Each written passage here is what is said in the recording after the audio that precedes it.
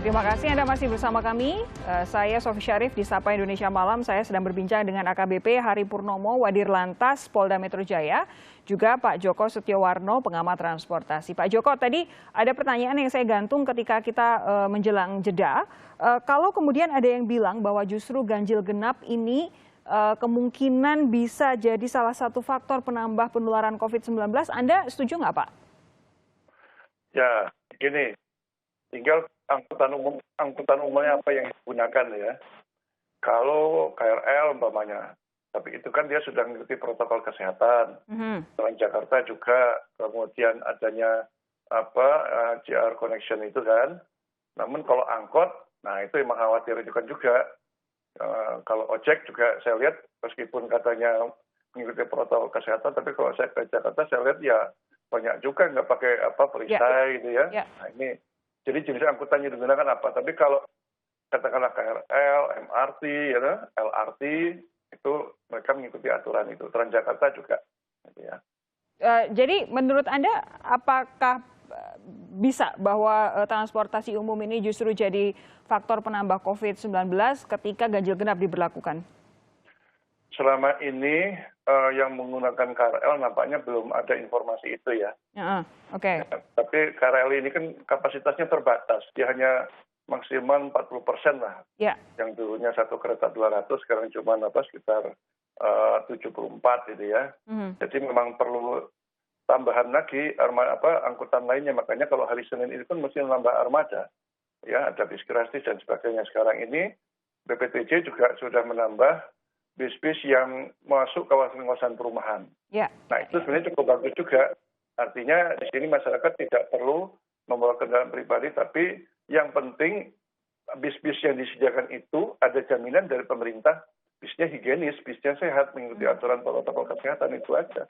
Oke, Pak Hari, begini, ini memang ada dilema. Saya pasti membayangkan dari kepolisian juga pasti mengikuti aturan yang sudah ditetapkan, tapi di sisi lain juga pasti sulit untuk kemudian menutup mata pada sulitnya masyarakat untuk berpindah ke transportasi umum tetap dengan rasa aman seperti ketika mereka menggunakan kendaraan pribadi. Nah, tapi di tengah dilema seperti ini, apakah kemudian aturan ganjil genap ini juga tetap akan menggunakan e-tilang, Pak Hari?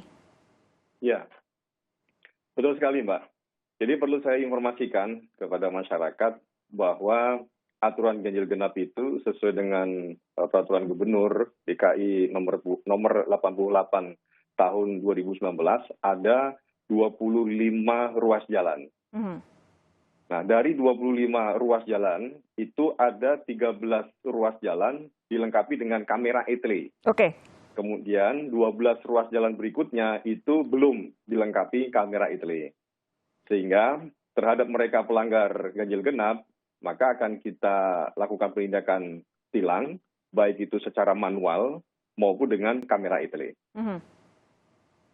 Oke, ini kami sedang mengeluarkan data ruas-ruas mana saja yang menerapkan aturan ganjil genap di Jakarta. Seperti tadi yang disampaikan oleh Pak Hari, ada 25 ruas jalan, 13 sudah ada etle-nya, jadi ada kamera untuk e-tilang, sementara 12 belum. Dan ini saya bayangkan ini pasti personel dari Polda Metro akan lebih fokus ke yang 12 ya Pak ya? Betul. Ke 12 kamera, 12 ruas jalan yang tidak ada kameranya. Besok untuk penempatan personelnya akan seperti apa, Pak? Ya, seperti biasa. Kita sudah siapkan satgas khusus untuk masalah ini, sekitar kurang lebih 140 personel untuk melakukan, petugas melakukan pengawasan di wilayah ganjil genap. Tapi begini Pak Hari, ini kan upaya menggunakan aturan ganjil genap ini kan supaya menekan orang yang bepergian tidak untuk hal-hal yang esensial.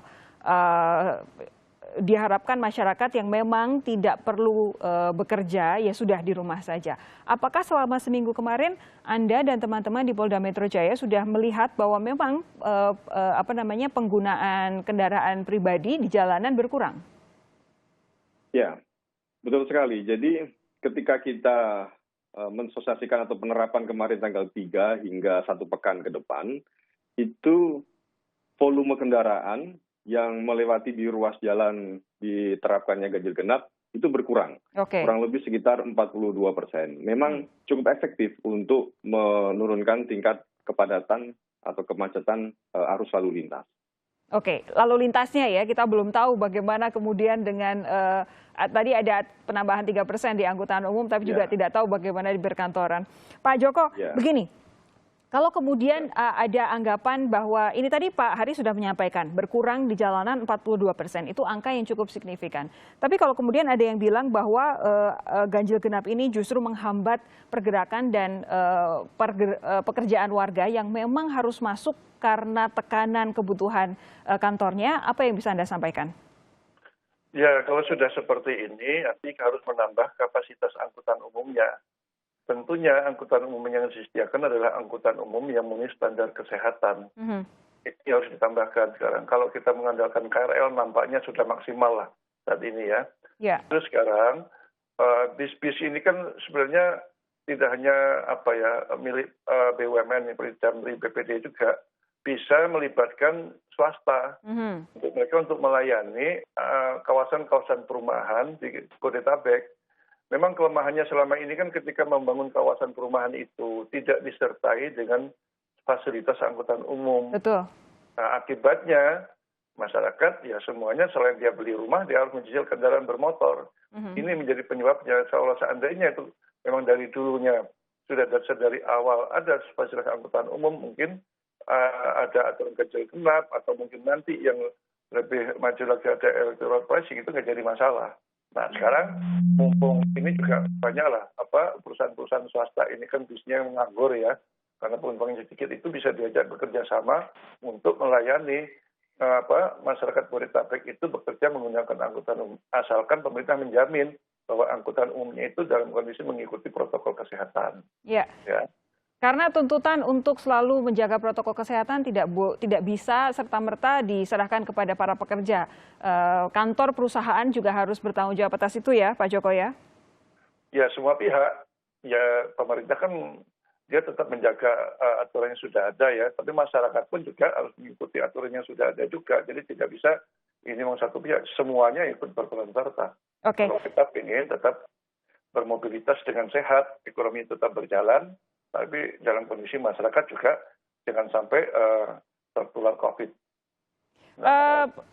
Kami mendengar bahwa ada wacana untuk menerapkan ganjil genap berlaku sepanjang hari alias 24 jam, akan dijawab oleh AKBP Hari Purnomo sesaat lagi. Saudara jangan kemana-mana, tetap bersama kami di Sapa Indonesia Malam.